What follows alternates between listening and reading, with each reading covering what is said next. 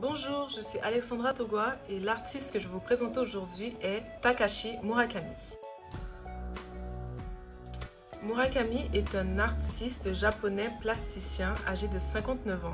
Ses principaux mouvements artistiques qu'on trouve à travers ses œuvres sont notamment l'art contemporain, le pop art ainsi que le superfla, mouvement dont il est lui-même l'initiateur. Et aujourd'hui, il est même souvent considéré comme étant le digne successeur d'Andy Warhol. Andy Warhol qui était lui-même un grand artiste américain et un des principaux représentants du pop art. Mis à part tout cela, Takashi Murakami a aussi enseigné durant un total de 3 ans à l'Université des Arts de Tokyo. Il a réalisé plusieurs films dont Jellyfish Eyes et Superflat Monogram. Il a aussi réalisé certains vidéoclips pour de très grands artistes que je vous présenterai plus tard dans la vidéo. Tout a commencé il y a 25 ans de cela, lorsque l'artiste a sorti sa plus ancienne œuvre, l'œuvre 727.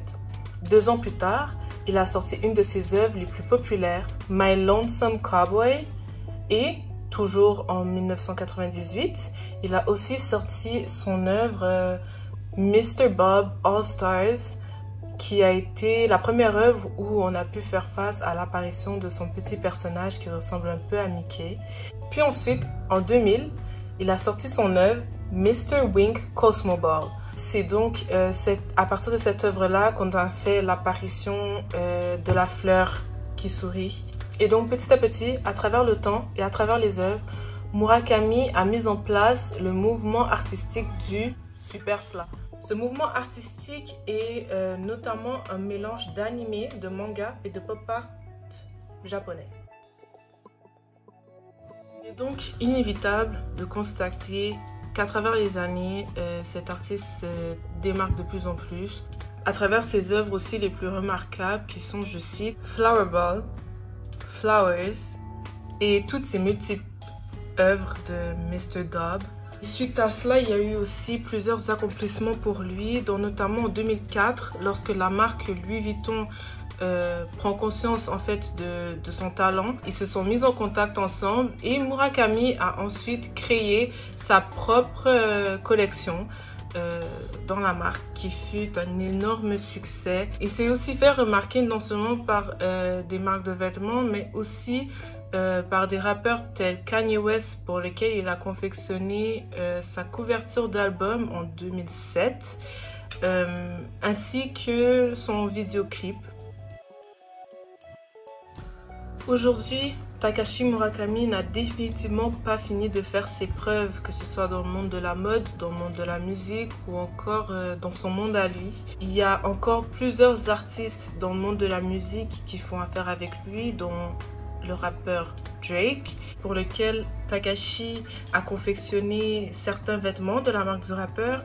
On a aussi le chanteur latino Bad Bunny, pour lequel Takashi a aussi confectionné des vêtements pour sa marque de vêtements Colores. La grande marque Supreme, avec qui Takashi a fait affaire, a élevé aujourd'hui plus d'1 million de dollars de charité suite à leur projet de collaboration. Murakami en lui-même en tant qu'artiste, sa valeur s'élève à un peu plus de 100 millions de dollars et il se trouve 6e dans le top 10 des artistes les plus riches de nos jours, derrière André Vicari. La raison pour laquelle j'avais choisi cet artiste personnellement, c'est parce que je trouve qu'il a un style assez particulier. Pour autant, je n'aime pas nécessairement ses grandes œuvres pour lesquelles il est souvent très reconnu, mais je trouve qu'il a son style propre à lui. Et comme je suis quelqu'un qui est très à l'affût de tout ce qui est de la mode et des vêtements, et qu'il est en tant qu'artiste assez inclus dans ce monde aussi, eh bien je l'ai trouvé très intéressant et c'est la raison pour laquelle j'ai décidé de vous le présenter aujourd'hui.